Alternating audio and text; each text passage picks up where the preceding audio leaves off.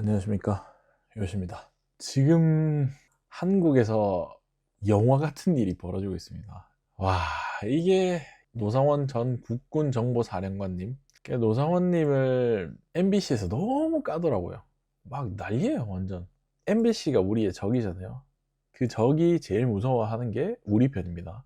그래서 지금 보면은 뭐 데스노트 말해서 북한 공격유도, 수용시설 폭파, 막 난리 났죠. 무당한테 가서 이번에 잘 되면 뭐 어쩌고 저쩌고 이렇게 난리 부르스를 쳤어요. 우리도 모르는 새 꾸준하게 노상원님을 까고 계시더라고요. 이제 엠바고가 풀렸나 봐요. 엠바고는 이제 함구령이죠. 일단 언제까지는 보도를 하지 말라, 언제까지는 사실을 밝히면 안 된다, 이건데, 자, 노상원님이 뭘 했냐 봅시다.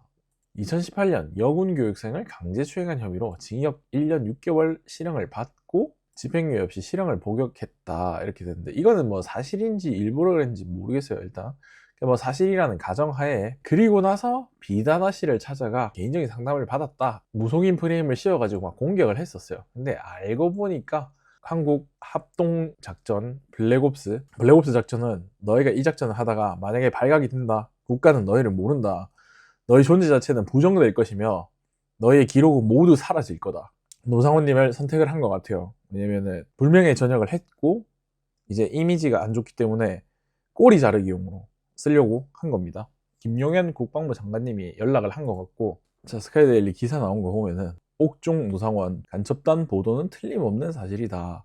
자, 지금 서울구치소에 구속 수감돼 있는 노 전 사령관 부정선거 규명운동을 벌여온 장재언 박사와 접견해서 일단 롯데리아에서 계엄 모의를 했다고 구속이 된 상태입니다. 근데 도청이 되기 때문에 롯데리아에서 계엄 모의를 했다, 도청 때문에 진짜 하신 거 맞고, 국무위원들도 계엄 시간을 다 몰랐는데 노상원은 20분 지연까지 알았다. 그러니까 얼마나 중요한 위치였던지 이제 아시겠죠. 자, 이게 웃겨요. 문상호 전 정보사령관님은 노상원 전 정보사령관이 북한에서 관련된 임무를 위한 명단의 요청을 작성을 지시했다고 검찰에 진술했습니다. 그러니까 이거지. 노상원님이 좀 이따가 국방부 장관님이 니한테 전화 갈 거야, 이러니까 국방부 장관님이 전화를 하셔가지고 노상원이 하는 일 좀 도와줘, 이렇게 하셨대요. 이렇게 해가지고 이게 상황이 이렇게 돌아간 거예요. 그래가지고 처음에는 비화폰으로 전화가 왔대요. 비화폰이 뭐냐면은 암호화된 폰입니다. 도청이 안 되는 폰이라고 생각을 하시면 돼요. 군 내에서 가장 선임자인 국방부 장관님께서 비화폰으로, 암호화된 폰으로 전화와서 하는 말에 거스를 생각을 하긴 어려웠다라고 검찰 진술에서, 이게 진짜겠어요? 그 유의장을 하는 거죠. 그리고 이게 물어뜯기 좋은 부도잖아요. 작전권자가 이렇게 무당한테, 그러니까 30차례나 방문을 해가지고, 그래서 문상호 장관님께 얻은 이제 리스트를 이 무속인한테 보여주면서 배신할 놈들인지 아닌지 이걸 계속 물어본 거예요. 최종적으로 낙점된 요원이 블랙 요원으로 임무를 수행하게 된 거죠. 그게 HID 요원이고요. HID는 한국군 특수부대고, 특수부대 요원들 중에서 이제 대북 작전을 할 사람들을 뽑아가지고 이렇게 쓴 겁니다. 그리고 35명의 한국 측 블랙 요원 임무를 수행했고, 그 책임자가 노상원 전 정보사령관이었습니다. 노상원 정보사령관님이랑 문상호 전 사령관님은 공통점도 엄청 많아요. 두 분은 대전 출신이고 육군사관학교 41기 50기인데 육군사관학교를 두 분 다 나오셨습니다. 그리고 제7사단 수색대대장과 군사정보사령부 사령관을 역임했습니다. 두 분 다. 두 분이 박근혜 정부 시절 대통령 건호실에서 근무한 경험이 있기 때문에 아마 이때 친해진 걸로 예측이 된다고 하네요. 노상원 사령관님이 무속인을 했던 걸로 나와요. 그것이 알고 싶다, 여기 보면은. 근데 무속인을 한 건 아닌 것 같고, 같이 있는 동업자 있는 데서 뭐 작전을 수행하거나 아니면 그냥 여기 있는 척을 한 것 같아요. 왜냐면은 정황 증거? 뭐 증거 같은 게 아예 없더라고요. 그 전에 이제 국방부 장관님께서 호출을 했겠죠. 불명예 전역했는데 이제 다시 돌아갈 수 있는 거잖아요. 내가 대통령실 갈 팔자냐라고 여자 무속인을 수십 번 찾았대요, 일부러. 이런 거는 일부러 정보를 흘리는 거죠. 그 진짜 정보랑 가짜 정보랑 섞어갖고 흘리면서 이런 식으로 가는 겁니다. 노상원 전 사령관님도 블랙유원이기 때문에, 실패하면 국가는 니를 모른다, 실패하면 니는 어차피 죽는다, 예 알겠습니다, 이렇게 하고 하는 거예요. 그러니까 보면 지금 이렇게 잡혀갔잖아요, 머리에 이렇게 씌워가지고.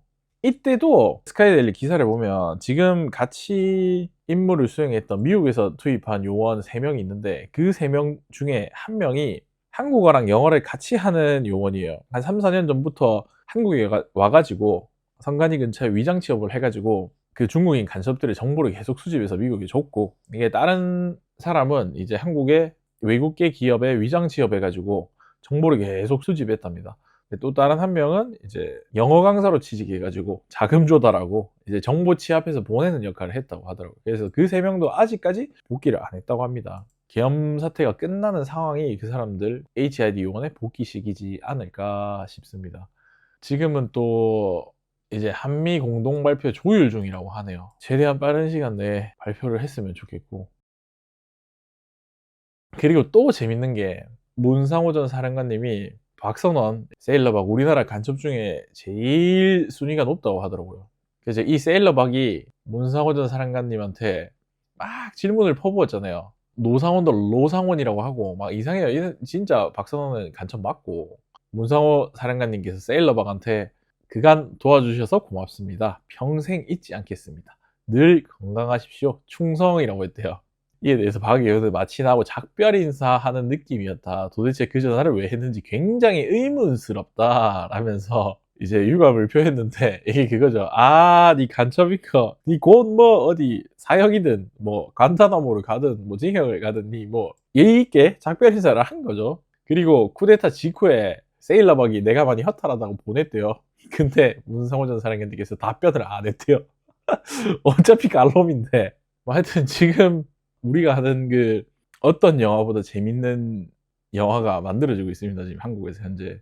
우리는 지금 역사의 한 중간에 서 있고요. 제가 계속 게시글로 탄핵 100%다, 탄핵 100% 인용된다 라고 이야기를 계속 하거든요. 저들은 지금 부정선거 밝혀지면 사형이고요, 뭐 아니어도 처형입니다. 그러니까 쟤네들은 끝이 없고 탄핵하겠죠. 근데 자꾸 탄핵한다고 이야기를 하면 뭐 힘 빼지 마라, 뭐 목인인지 이상한 세뇌당한 사람들인지 와서 그러는데, 그런 사람들 심리가 뭐냐면요, 그거야. 남이 자기 일을 대신 해줘야 돼. 그냥 해줘 이거야. 자꾸 도와달래. 자꾸 뭘 다 해달래. 지 갈 생각은 안 해. 나는 얼굴 까고 유튜브 하고 욕먹으면서 유튜브 하고 사람들한테 진실을 알리려고 노력을 하잖아요. 만약에 윤석열 대통령께서 탄핵이 되셨다, 그래도 탄핵은 됐지만 나라는 안 망할 거야, 자유민주주의는 지킬 거야. 뭔 개소리를 해. 내전 나서 다른 사람들 총 가지고 나가고 민방위 막 소집되고 총 가지고 나와서 싸울 때도 자기는 아직까지 유튜브 하고 있겠다. 뭔 미친놈들 아이가.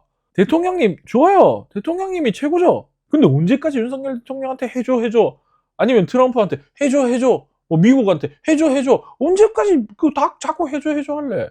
네가 해라. 네가. 나도 내거 할 테니까. 이상한 소리 하는 애들 좀 있으면은 꺼지라고 좀 댓글 좀 달아주시고요. 오늘 만들려다가 못 만든 중국인이 어떻게 한국에서 정확하게 어떻게 판사를 하는지 영상을 만들어서 다음 편으로 다시 오도록 하겠습니다. 네, 감사합니다.